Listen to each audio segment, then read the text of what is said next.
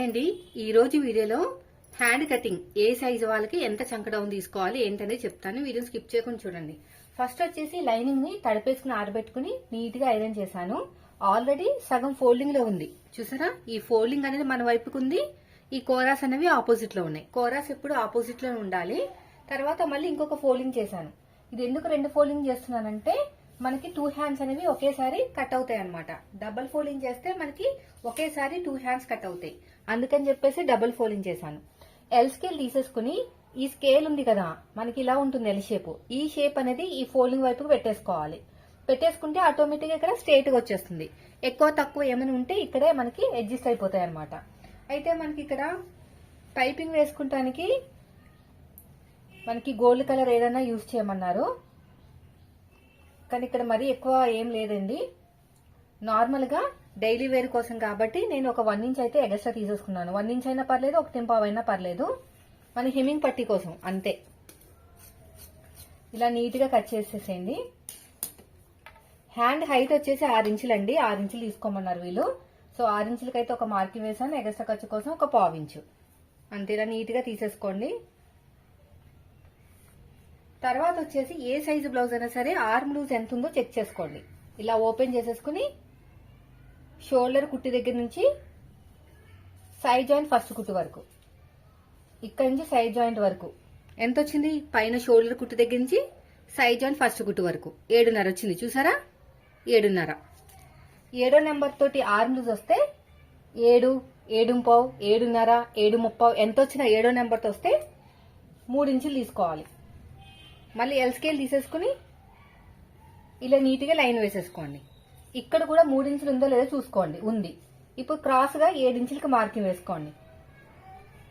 తర్వాత hand loose వచ్చేసి మనకి 5.5 వచ్చింది. వీళ్ళకి 5.5కే మార్కింగ్ వేసుకోండి. ఇలా స్ట్రైట్ గా ఉండాలి. ఇలా క్రాస్ గా, ఇలా స్ట్రైట్ గా, ఇలా క్రాస్ గా, ఇలా స్ట్రైట్ గా. ఇది వచ్చేసి ఫోల్డింగ్ లోకి వెళ్ళిపోతుంది, అందుకని స్ట్రైట్ గా ఉండాలి. ఓకేనా. ఇప్పుడు మళ్ళీ ఇక్కడ నుంచి లాగా చూడండి ఎంత వచ్చింది. ఆర్మ్ లూజ్ 6.5 వచ్చింది. దీన్ని సగానికి ఫోల్డ్ చేసుకుని ఇక్కడ ఒక మార్కింగ్ వేయండి. తర్వాత స్ట్రైట్ గా ఇలా లైన్ వేసేయండి. 7వ నెంబర్ తోటి ఆర్మ్ లూజ్ వస్తాయి. ఓకే. 7వ నెంబర్ మీద ఆర్మ్ లూజ్ వస్తాయి. 7వ నెంబర్ తోటి ఆర్మ్ లూజ్ వస్తే ఇలా క్రాస్ గా, ఇలా క్రాస్ గా 1.5 ఇంచుకి మార్కింగ్ వేసుకోండి. తర్వాత ఏ సైజ్ వాళ్ళకైనా ఇక్కడ 1 ఇంచు, ఇది బ్యాక్ పార్ట్ మార్కింగ్ అనమాట. తర్వాత కర్వ్ స్కేల్ తీసేసుకుని ఇలా నీట్ గా ఇక్కడ కరువు తిరిగే చోట ఇక్కడ కొంచెం స్ట్రేట్ గా ఉండేటట్టు పెట్టుకుని ఇలా షేప్ తిప్పేసుకుని మళ్ళీ దీని కరువుని ఇలా తిప్పేసుకుని ఇలా నీట్ గా షేప్ అనేది ఇచ్చేసేయాలి. ఇది 7వ నెంబర్ తోటి. ఓకేనా. 7వ నెంబర్ తోటి ఆర్మ్ లూజ్ వస్తాయి. తర్వాత ఇక్కడ ఒక ప్లస్ గుర్తులా వచ్చింది కదా స్టాండింగ్ లైన్ దగ్గర, ఇలా కరువు తిరిగే చోట ప్లస్ గుర్తు వచ్చింది కదా. ఇక్కడ ఒక 1/2 ఇంచు, ఏ సైజు వాళ్ళకైనా 1/2 ఇంచు, ఈ చంక లూజ్ దగ్గర నుంచి మన వైపుకి 1 ఇంచు అంతే. మళ్ళీ ఇలా షేప్ తిప్పేసేయండి పైనుంచి ఇలాగా. మళ్ళీ ఇలా తిప్పేసుకుని మళ్ళీ ఇలాగా అంతే. ఇంకేం లేదండి. 7వ నెంబర్ తోటి ఆర్మ్ లూజ్ వస్తే మీరు ఇలాగే కట్ చేసుకోవాలి. అప్పుడు ఎక్కడ కూడా మీకు ముడతలు రాకుండా ఉంటుంది.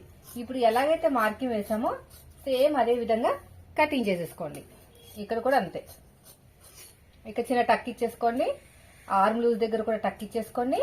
షోల్డర్ దగ్గర కూడా టక్ ఇచ్చేసుకుని 2 లేయర్స్ ని సపరేట్ గా తీసేసుకుని లో తీసేసుకోండి ఇలాగా అంతే. అయిపోయింది. చూసారా ఎంత ఈజీగా అయిపోయిందో. ఇలా రావాలన్నమాట ఐబ్రో షేప్ అనేది. సో ఇదండి ఈ రోజు వీడియో. నచ్చితే మాత్రం ఖచ్చితంగా లైక్ చేయండి ఫ్రెండ్స్. 7వ నెంబర్ తోటి ఆర్మ్ లూజ్ వస్తే ఇలా కట్ చేసుకున్నారంటే మీకు పర్ఫెక్ట్ గా ఫిట్టింగ్ అనేది వచ్చేస్తుంది. బ్యాక్ పార్ట్ లో ముడతలు రావు, ఫ్రంట్ పార్ట్ లో కూడా ముడతలు రావు. నెక్స్ట్ వీడియోలో 8వ నెంబరు, 9వ నెంబరు, 6వ నెంబర్ గురించి తెలుసుకుందాం. వీడియో నచ్చితే లైక్ చేయండి. Thank for watching.